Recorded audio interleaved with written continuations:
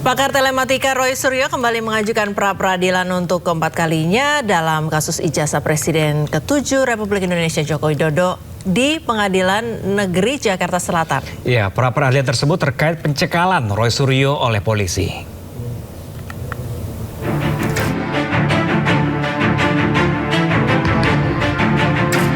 Pakar telematika Roy Suryo kembali mengajukan pra-peradilan untuk keempat kalinya dalam kasus ijazah Presiden ke-7 Republik Indonesia Joko Widodo ke Pengadilan Negeri Jakarta Selatan. Pra-peradilan ini terkait pencekalan Roy Suryo oleh polisi. Pengadilan Negeri Jakarta Selatan telah mengeluarkan jadwal sidang pra-peradilan jilid 4 pada Jumat 7 Agustus 2026 mendatang. Dan yang penting lagi bukan hanya hari Kamis, hari Jumat misalnya. Silakan datang lagi untuk pra-peradilannya keempat. Ya, kita sudah mendaftarkan pra-peradilan keempat dan jadwalnya adalah besok hari Jumat. Ya, kita tunggu jam 9 ya, jam 9 pagi. Jadi itulah pra-peradilan keempat. Tentang apa? Tentang pencekalan. Ya, pencekalan dan ada beberapa ya, tapi yang penting tentang pencekalan. Pra-peradilan jilid 4 ini mempersoalkan sejumlah hal, khususnya tentang pencekalan Roy Suryo oleh polisi. Pasca ditetapkan sebagai tersangka kasus ijazah Jokowi, termohon dalam gugatan pra-peradilan jilid 4 ini masih sama, yakni Polda Metro Jaya dan Kejari Jakarta Selatan. Dari Jakarta, Tim Liputan Anyus melaporkan.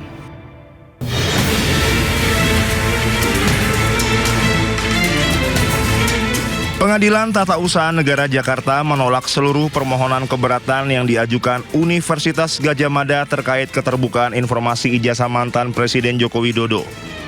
Putusan ini menguatkan penetapan Komisi Informasi Publik yang mewajibkan UGM membuka dokumen akademik Jokowi kepada publik. Selain menolak banding UGM, Majelis Hakim juga membebankan biaya perkara sebesar Rp648.500 kepada pihak UGM. Tim kuasa hukum bongkar ijazah Jokowi atau Bonjowi, Edi Hardu, menyebut putusan ini adalah kemenangan demokrasi. UGM pun diminta untuk segera membuka dokumen akademik milik Jokowi ke publik. Kemenangan rakyat, kemenangan demokrasi. Salah satu unsur penting dalam demokrasi itu adalah keterbukaan. Keterbukaan itu merupakan hak asasi manusia, hak asasi warga. Ya. Warga ingin tahu seseorang yang diduga ijazahnya palsu atau dokumen terkait untuk kepentingan publik itu diduga tidak beres. Warga ingin tahu benar gak sih? Kalau warga meminta kepada badan publik negara seperti UGM, itu harus dibuka. UGM tidak bisa menutup, atau lembaga publik lainnya tidak bisa menutup.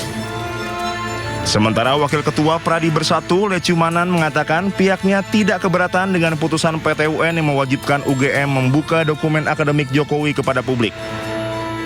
Ya kan, terkait dengan publikasi ijazah sertifikat Pak Jokowi ini 2 tahun yang lalu, ya kan, bahwa seseorang bernama Dian Sandi itu kan telah mempublikasi dan tidak ada keberatan dari pihak Pak Jokowi. Tidak ada yang menyampaikan keberatan, nggak ada.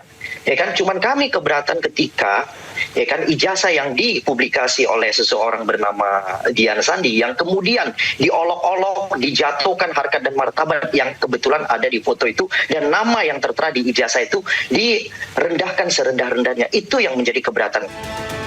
Dalam pertimbangan hukumnya, Majelis Hakim PT UN Jakarta menegaskan hak masyarakat untuk mengetahui riwayat pendidikan pejabat negara mengalahkan klaim kerahasiaan data pribadi.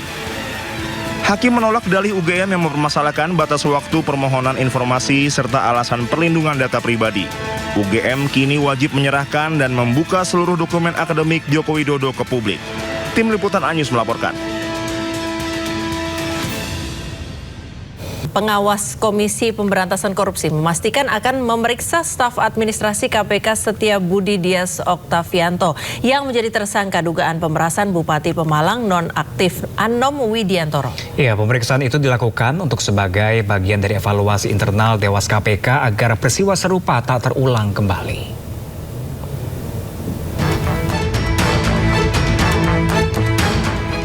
Dewan Pengawas KPK akan memeriksa anggota Polri yang berdinas di KPK sebagai staf administrasi lembaga Setiabudi Dias Oktavianto yang menjadi tersangka kasus dugaan pemerasan.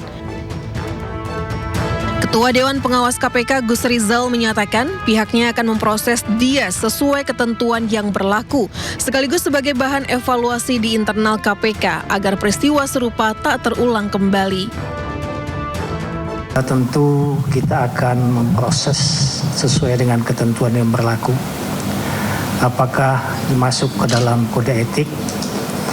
Masalahnya sekarang status yang bersangkutan adalah anggota Polri, sehingga kita perlu hati-hati terhadap laporan tersebut apakah dikembalikan kepada kepolisian sehingga Dewas tidak berhak melakukan pemeriksaan, akan tetapi kita melakukan pemeriksaan untuk evaluasi sehingga jangan sampai terjadi lagi untuk yang akan datang. Sebelumnya KPK menetapkan 4 tersangka terkait kasus dugaan pemerasan di lingkungan pemerintah Kabupaten Pemalang, Jawa Tengah. Para tersangka sudah dilakukan penahanan untuk 20 hari ke depan di Rumah Tahanan Negara Gedung Merah Putih KPK. Dari Jakarta, Tim Liputan iNews melaporkan. Pemirsa, penyidik Kejagung menggeledah 3 tempat baru dalam kasus pencucian uang Febri Adriansyah, yakni kantor tersangka Don Rito, rumah Nurman Herin, serta 4 kantor swasta. Selain itu, penyidik juga memeriksa 4 saksi baru. Tim penyidik telah memanggil dan memeriksa 4 orang saksi, yaitu saksi T, R, DH, dan HH, yang semuanya adalah karyawan swasta. Dan paralel dengan kegiatan pemanggilan dan pemeriksaan saksi, tim penyidik juga melakukan tindakan hukum berupa penggeledahan yang sedang berlangsung di beberapa tempat, di antaranya di kantor di daerah Jakarta Selatan, kedua juga daerah perkantoran juga di beberapa tempat, baik itu PT HI, PT PIS, PT KPI, dan PT beberapa PT di daerah Jakarta Selatan, juga sebuah rumah di daerah Depok, Jawa Barat.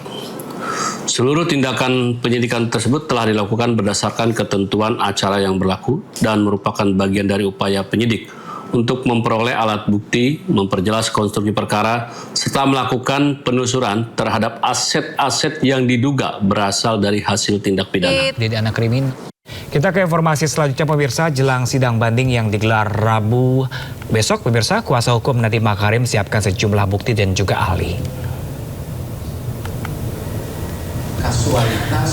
Kuasa hukum Nadiem Makarim menyiapkan sejumlah bukti dan ahli untuk dihadirkan dalam sidang banding di Pengadilan Tinggi Jakarta yang digelar pada hari Rabu 5 Agustus 2026. Tim Nadiem menyebut ahli yang dihadirkan di sidang banding tersebut tidak diperiksa dalam sidang tingkat pertama. Pihak Nadiem Makarim berharap Pengadilan Tinggi mengizinkan ahli diperiksa agar putusan yang diambil dibangun di atas fakta persidangan yang utuh.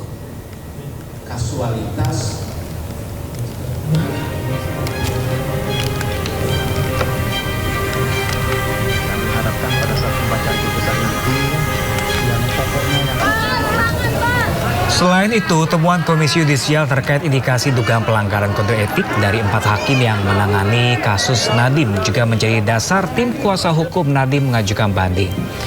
Pada 30 Juni 2026, Nadiem Makarim divonis 10 tahun penjara dalam kasus dugaan korupsi, pengadaan Chromebook, dan Chromset Device Management.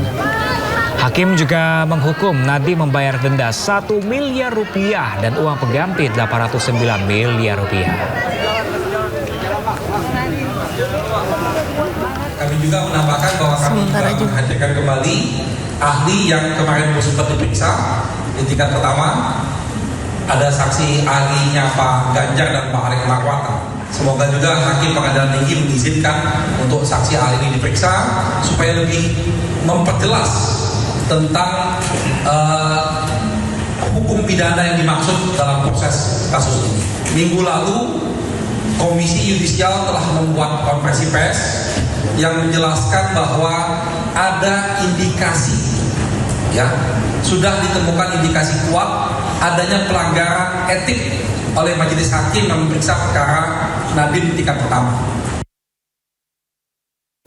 Harga berbagai sayuran di kota Bandung pemirsa Jawa Barat kembali naik. Kenaikan tertinggi terjadi pada harga cabai Tanjung dan cabai rawit merah hingga menembus angka Rp90.000 per kilogramnya.